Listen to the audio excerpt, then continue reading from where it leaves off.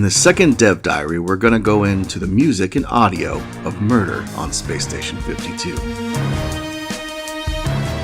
So originally I had voice acting as a stretch goal as part of the Kickstarter. The cast was, I knew it was going to be pretty big with all the different suspects and stuff, so I figured it cost a good amount.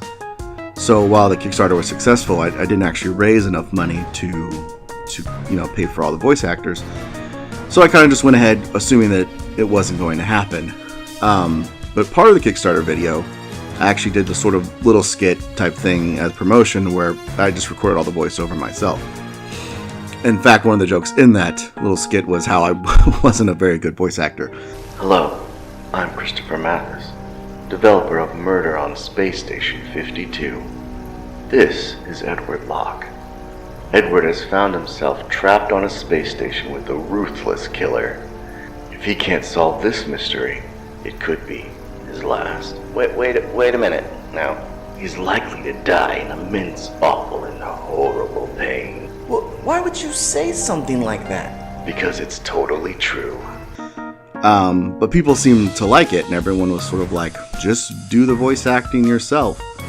So I gave it a shot, and I finished one chapter, did multiple characters and everything, and then sent that to Kickstarter backers, and they all played it, and everyone had really positive things to say. So I was like, okay, so I just kind of kept going for it, and it seems to turn out okay. It's funny because people seem to enjoy it, and I was just like, okay, let's just go for it and see what happens. So yeah, and I realized there's a good amount of characters that are going to need unique voices, especially these suspects. They all need to stand out. So I just, I just started playing around with different voices. When my son was younger, I'd read him books, and I would try to do different voices for different characters.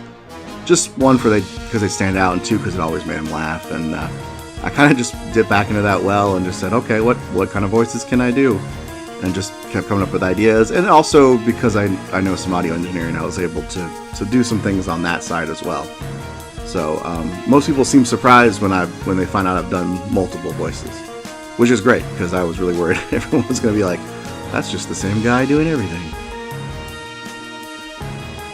When it came to the music, I knew that given the art style and everything, and even though it was sci-fi, I didn't want to do the sort of traditional, a lot of arpeggiated synths and stuff like that. Not that there's anything wrong with it, and not that I don't enjoy it. It just didn't feel right to me. I'm a big fan of blues, and I've played a good amount of it, and I've not played as much jazz, but I kind of thought it'd be cool to sort of introduce some of those ideas into this. So that's what I went for. I started adding different kind of blues and jazz, and one of the things I found is that both of those genres, they improvise a lot.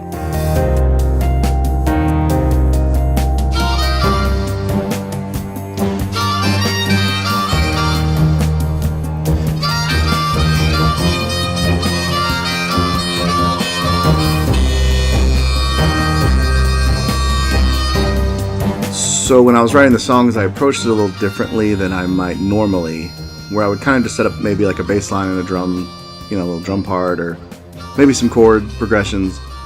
And then I would just freestyle over it, and then just keep trying different things, and just freestyle for a long time, and then go back and listen to the different pieces and kind of cut them up. And sometimes those freestyle pieces would turn into, motifs or melodies, and sometimes they would stay just as little sort of improvisations in between different pieces.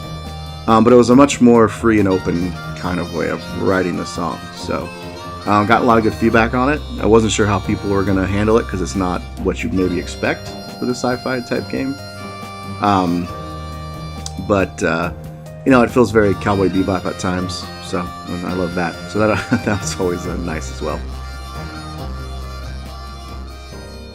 So when it came to sound design, I thought it would be good to try to ground the story. You've got really stylized music and sort of, stylized characters and everything. But, it's still a murder mystery. There's still some stakes, in there. So I thought sound design would be a good place for that. So, I'd go through each individual room and figure out, what atmosphere it should have. And I'd just build up ambient sounds and things from pulling from real world, some, sort of modified and things like that to fit the more sci-fi setting. But I figured sound is a good way to ground it. And I think it did, and I think it works pretty well. And there are sometimes, and the songs, they play sort of their main themes, and then they'll calm down for a while, and you get something a little more ethereal, a little more calm, or just sparse, I guess. And that lets the sound kind of shine through at those times. And what I liked about that is it kind of gave you a time for contemplation. Since you have to figure out puzzles and things, I feel like those calm moments might be good for the player to have.